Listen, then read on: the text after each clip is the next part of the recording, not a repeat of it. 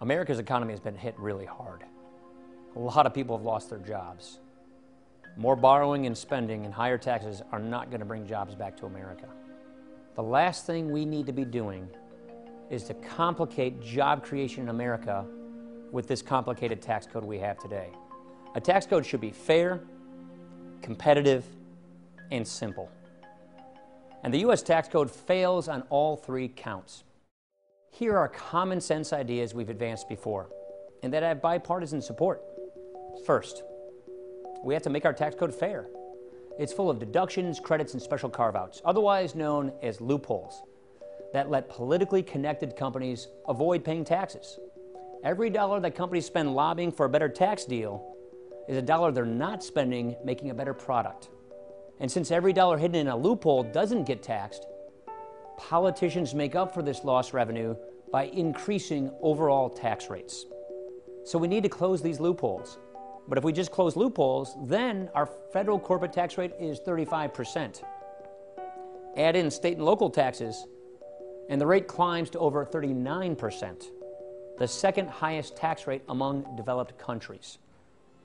On top of sending almost 40 cents out of every dollar earned straight to the government, businesses pay investment taxes, payroll taxes, and a handful of other taxes government makes job creators pay.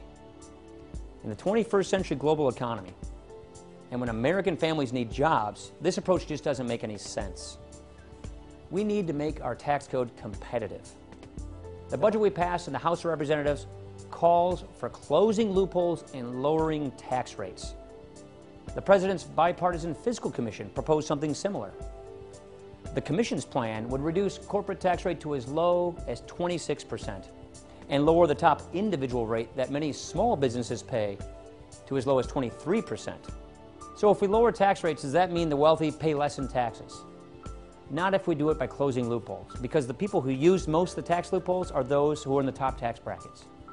For all the money that's parked in these tax loopholes, all that money is taxed at zero.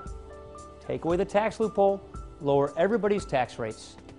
That money's now taxed, but it's taxed at a fairer, more simple, more competitive way, so the small businessmen and women who are out there striving and competing have a better tax rate that they can compete in this global economy.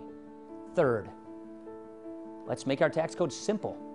Individuals and businesses spend over 6 billion hours and $160 billion every year just trying to understand and comply with the tax code.